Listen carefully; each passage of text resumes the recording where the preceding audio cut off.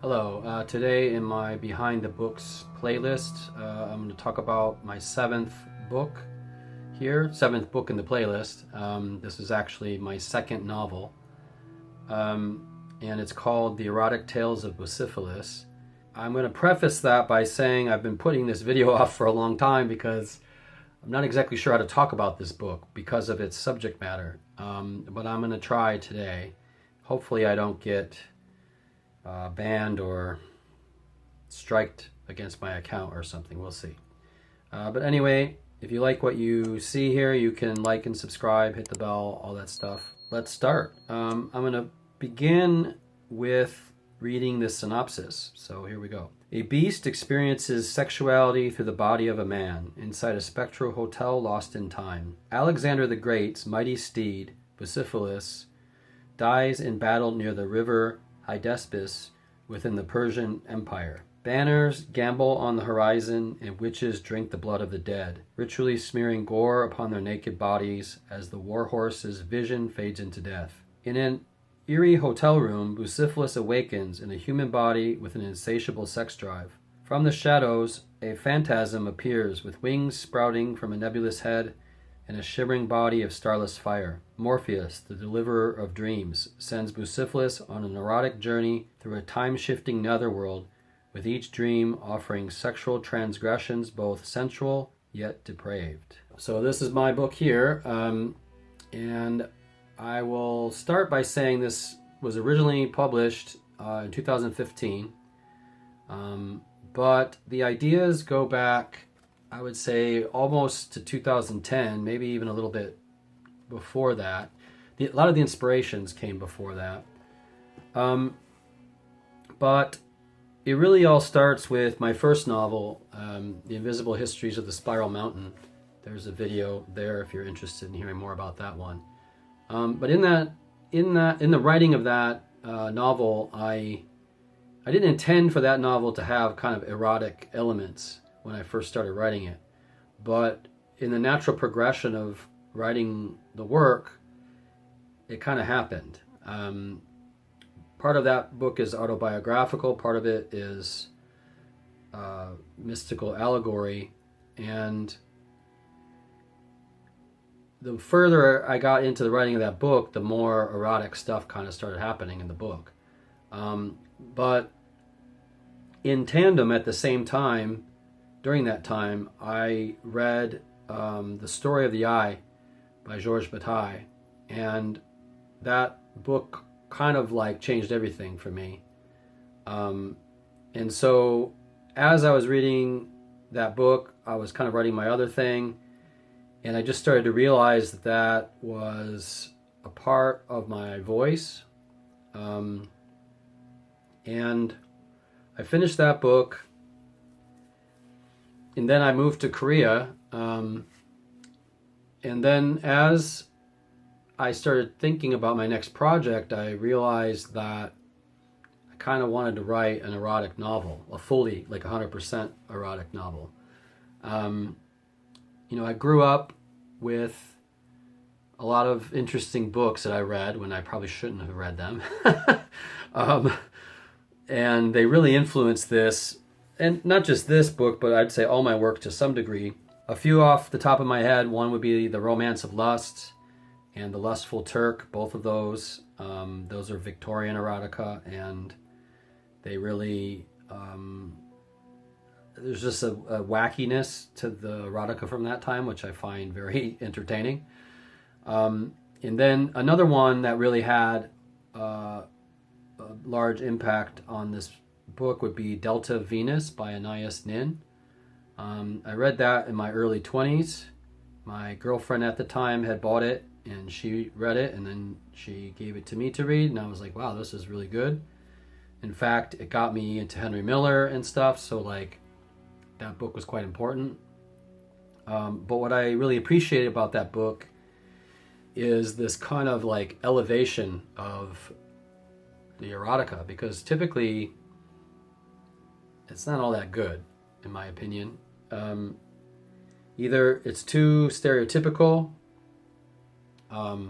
or it's just not imaginative enough, or it's being written just for the money, so people are just trying to churn it out as fast as possible, so it's, not edited well, and there's lots of typos, and just you can tell that it's not really well thought out. So when I decided I was going to write this, I wanted to try to write something that was a bit elevated, or at least try to elevate it.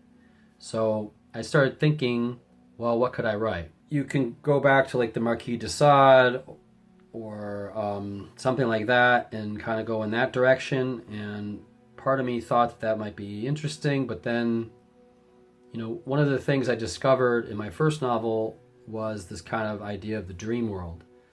And my first novel has two voices. One is sort of a regular voice, a real world mundane voice, and the other one is kind of a dream voice. So I thought, well, what about writing a book that's all in the dream voice? So once I had that kind of idea, it was like, well, how do I get there? What do I make? What is the device to put me in this dream? So I started thinking about that a lot. And like a lot of things that happen to artists, I thought about it for a long time, and I didn't come up with anything. And it was really becoming I was almost going to skip it and move on to a different idea. But then one day I was on the internet, and I stumbled upon this image of Alexander the Great's horse, Bucephalus. And there's actually several images. One is Alexander taming him, but there's also him being pierced by spears, and it caught my eye, and I was like, at that time I had never heard of his horse, but it actually made me think of a friend from college. We were the only two people in our grade of the book arts department. Very small department.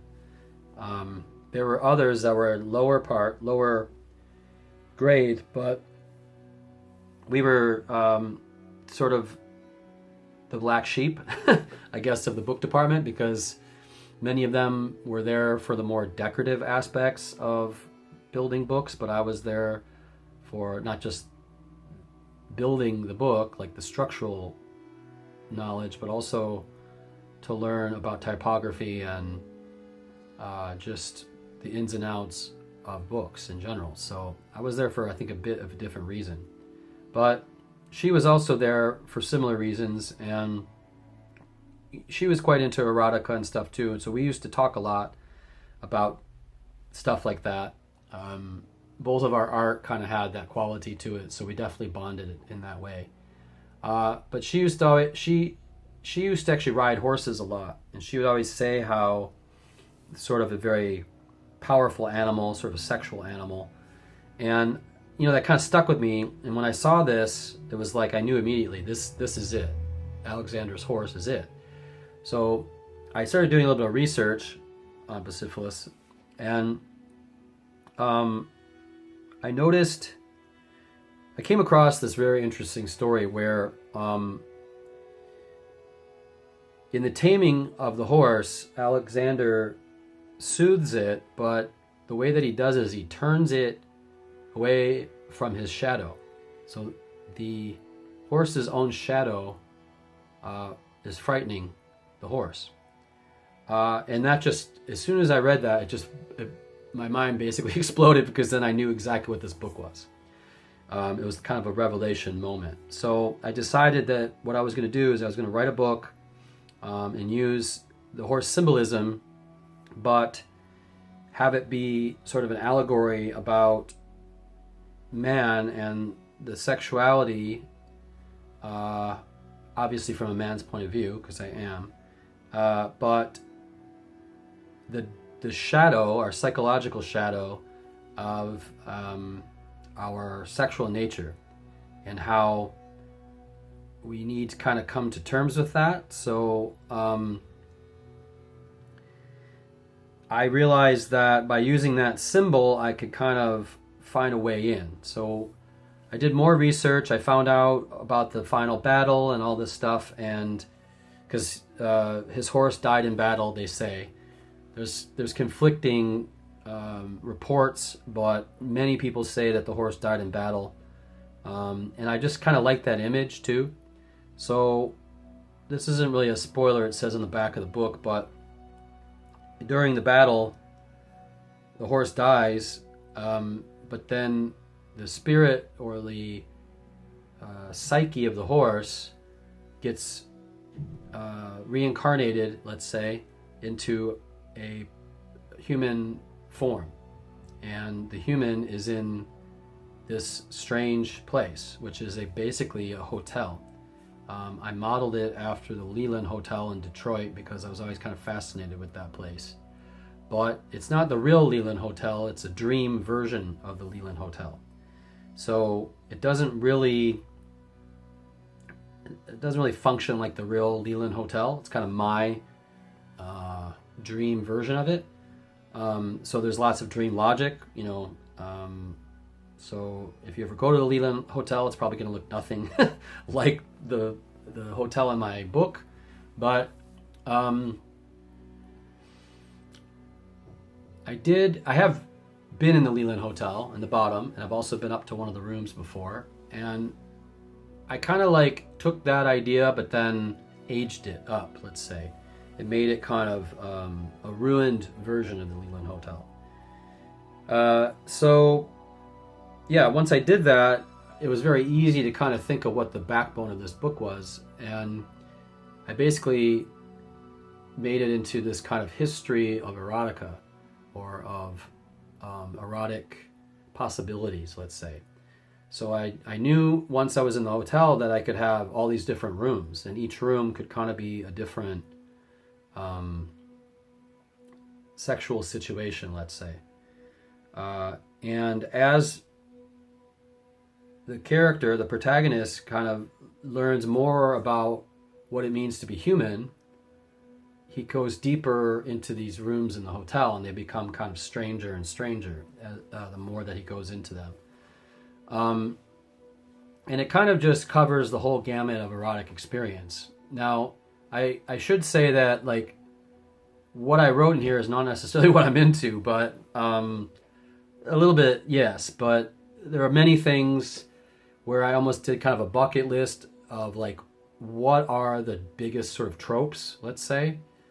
And then once I thought of the tropes, then I started thinking about the story in those rooms. And it kind of wrote itself after that. But part of the point of it was to kind of bring in this historical aspect. So a lot of the rooms actually go into moments in history, and do these kind of alternative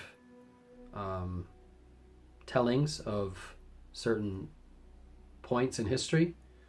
And I would say a lot of this was influenced by my first couple years in Asia, so a lot of traveling around.